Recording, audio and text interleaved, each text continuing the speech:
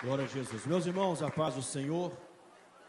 Faremos então o resumo da nossa lição de número 8, 23 de fevereiro. O título diz: o avivamento da rua Azusa, onde o fogo pentecostal se espalhou pelo mundo.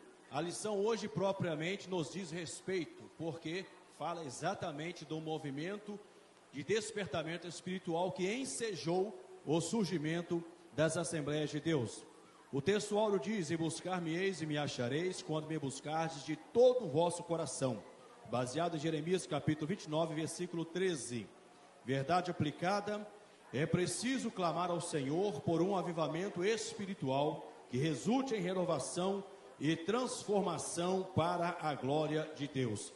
Entrando propriamente no corpo da lição, no tópico 1.2 diz: a glossolalia e o reavivamento. Isto aqui é muito importante, porque diz respeito ao sistema basilar da Convenção das Assembleias de Deus em qualquer lugar do mundo, o sinal inicial do batismo no Espírito Santo. No meio do texto, do meio para o final, diz: ele então, falando de Parham, que foi o ensejador desse movimento, diz: ele então passou a ensinar que essa ação do Espírito é o batismo no Espírito Santo, uma experiência distinta e separada da conversão. Portanto, assim como ocorreu em Atos capítulo 2, o falar em línguas é a evidência inicial, não é a única evidência, é a evidência inicial do batismo no Espírito Santo. Nós respeitamos os nossos irmãos históricos, protestantes históricos, mas nós discordamos, bíblica e teologicamente, pelo fato de que o batismo no Espírito Santo não é o simples ato de receber o Senhor Jesus como Salvador. Eles, baseado em Efésios capítulo 2, capítulo 1, versículo 13 e 14, entendem que o batismo no Espírito Santo acontece no ato em que a pessoa aceita Jesus. Não. No momento em que nós aceitamos a Jesus, o apóstolo Paulo diz em Efésios capítulo 1, versículo 13, que nós somos selados pelo Espírito da promessa.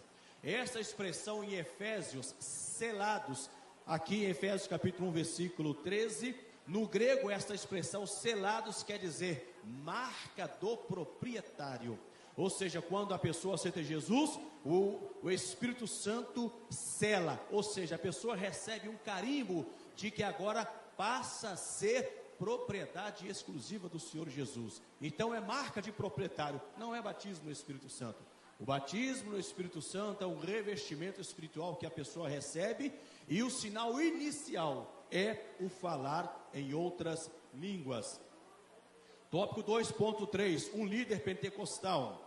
O exemplo de fé, vida de oração, anseio por receber mais de Deus e perseverança num contexto histórico de segregação racial, rejeição e incompreensões. Quando Deus levantou William Joseph Seymour, que deu início ao movimento das Assembleias de Deus, este era o contexto de segregação racial, rejeição e incompreensão.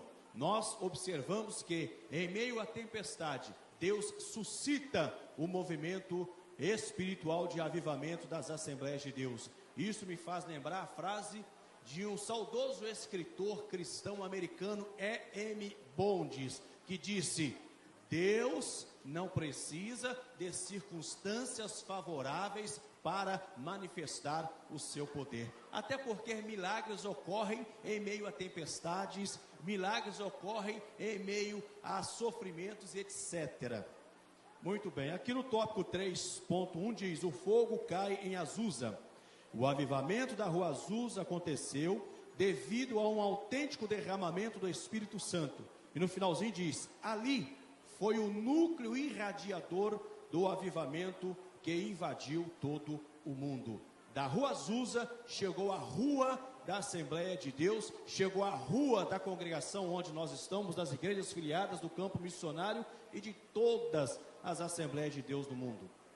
Queridos, vale ressaltar aqui no texto da nossa lição, na verdade aplicada, eu penso que toda a nossa lição hoje está sintetizada na nossa verdade aplicada, que diz: é preciso clamar ao Senhor por um avivamento espiritual que resulte em renovação e transformação para a glória de Deus. Meus nobres, biblicamente, o avivamento possui 3 características. Primeiro, origem. Segundo, resultado. Terceiro, objetivo. E aqui eu vejo sintetizados, nessa verdade aplicada, estas 3 características bíblicas do avivamento. Origem. Qual é a origem do avivamento? É preciso clamar ao Senhor por um avivamento espiritual. O clamor é a força motriz do avivamento. Veja a verdade aplicada à promessa de Deus: e buscar-me-eis e me achareis. Qual é a condição para se buscar? Quando me buscardes de todo o vosso coração.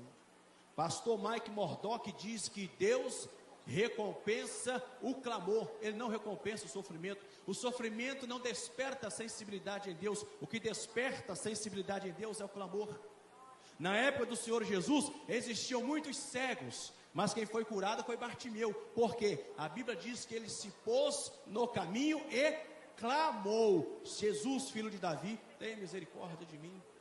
Na época do Senhor Jesus existiam vários leprosos, mas quem foi curado foi aquele do capítulo 8 de Mateus, que aproximou-se de Jesus, prostrou-se, o adorou e disse: Senhor, ele clamou, se quiseres pode tornar-me limpo. E o Senhor Jesus diz: eu quero, seja limpo. Então, se o sofrimento despertasse a sensibilidade de Deus, não haveria mais ninguém no mundo sofrendo. O que Deus atende é clamor. Deus não atende sofrimento. Então, o avivamento tem como origem clamor. Não é porque Deus vê que eu tenho uma vontade de ser avivado que Ele vai me avivar.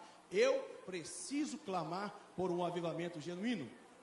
Esta é a origem. Segunda característica, resultado. Um avivamento espiritual que resulte em renovação e transformação. Irmãos, avivamento que não gera transformação não é avivamento, é movimento. Igrejas enchem estádio com os cantores mais famosos, com os pregadores mais famosos, e saem dizendo que agora tem um avivamento. Não, ali teve um ajuntamento, mas não é avivamento, porque movimento não gera avivamento. Pastor Suete sempre nos ensinou na terça-feira: movimento não gera avivamento, mas avivamento gera movimento. E avivamento traz transformação de vida.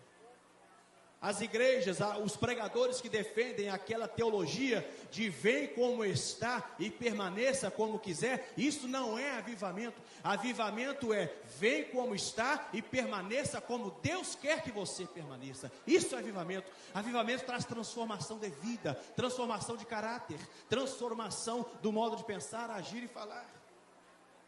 Esse é o resultado do avivamento. Agora temos a terceira característica, que é o objetivo do avivamento: para a glória de Deus. Avivamento não promove o homem, avivamento promove o Senhor Jesus. Avivamento não faz com que as pessoas nos enxerguem, avivamento faz com que as pessoas olhem para Jesus, tenham o olhar atraído para o Senhor Jesus. E para nós encerrarmos, aqui no texto da lição, Joel capítulo 2, versículo 30 diz: e mostrarei prodígios no céu e na terra, sangue e fogo e colunas de fumaça. Sangue, fogo e fumaça. Estas 3 situações estão relacionadas, irmanadas com o verdadeiro avivamento: sangue, fogo e fumaça.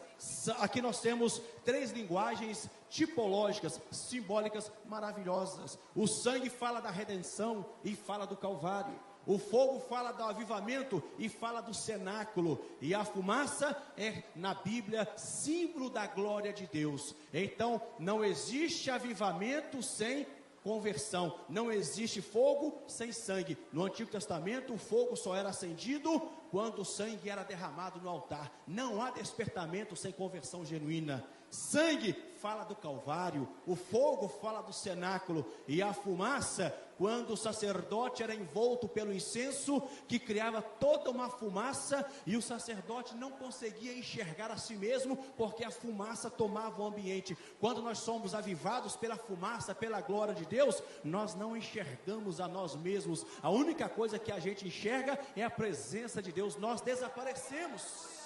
E como a fumaça é expansiva, se a janela e a porta estiverem abertas, a fumaça invade a casa toda. A fumaça é expansiva. Então, se o sangue fala do Calvário, se o fogo fala do cenáculo, a fumaça, a glória de Deus, diz Isaías 6:3, que os serafins diziam: Santo, Santo, Santo é o Senhor dos exércitos. A sua glória encheu a terra, toda a terra está cheia da sua glória. A glória fala de Jerusalém, Judeia, Samaria e até os confins da terra. Clamemos por um grande avivamento, porque Deus está mais interessado em nos avivar do que em nós de sermos por Ele avivados. Que Deus em Cristo a nós todos abençoe abundantemente.